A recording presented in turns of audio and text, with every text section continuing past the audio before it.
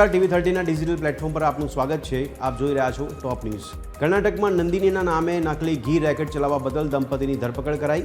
કરોડોની સંપત્તિ જપ્ત કરવામાં આવી છે. પોલીસ આ રેકેટમાં સામેલ અન્ય લોકોની શોધખોળ કરી રહી છે. તો મહારાષ્ટ્રમાં દીપડાઓએ શેરડીના ખેતરોને પોતાનું જાણે કે ઘર બનાવી દીધું છે.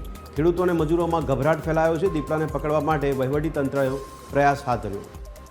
મધ્યપ્રદેશમાં સીધીમાં બાઇકને ટક્કર મારતા એક બાળક સ્કોર્પિયોની છત પર ફસાઈ ગયું. ડ્રાઈવરે કાર ઘણા કિલોમીટર સુધી ચલાવી, જેનો પગ ફ્રેક્ચર થયો છે અને માથામાં ગંભીર ઈજાઓ થઈ હોવાનો અહેવાલ.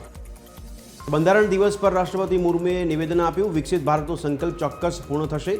ભારત વિશ્વના સૌથી મોટા લોકશાહી તરીકે ઉભરી આવ્યું.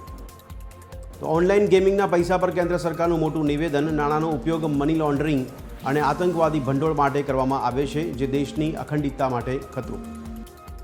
કોમનવેલ્થ 2030ની યજમાની માટે ચર્ચાનું આયોજન. ગ્લાસગોમાં યોજાઈ મહત્વની બેઠક.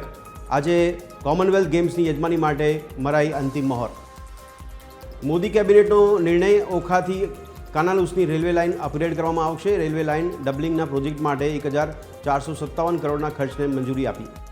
તો બિહાર વિધાનસભાની જીત બાદ દિલ્હીમાં હવે ડિનર ડિપ્લોમેસી. બિહાર ચૂંટણીમાં મહત્વની ભૂમિકા ભજવનાર ગુજરાતના 12 નેતાઓ પહોંચ્યા દિલ્હી. જેપી નડ્ડા સાથે કરશે ડિનર. થરાદમાં મેવાણીના સમર્થનમાં જન આક્રોશ રેલી. ડ્રગ્સના દૂષણથી ઉડતા ગુજરાત બનતું અટકાવવાની માગ સાથે કલેક્ટરને આવેદનપત્ર. કોંગ્રેસના આગેવાનો અને મોટી સંખ્યામાં લોકો જોડાયા. તો બીએલઓની કામગીરી દરમિયાન વધુ એક શિક્ષકની તબિયત લથડી હોવાના સમાચાર. બીએલઓ સુપરવાઇઝર મનીષભાઈ જેઠવાની તબિયત લથડી. 108 મારફતે હોસ્પિટલમાં ખસેડવામાં આવ્યા.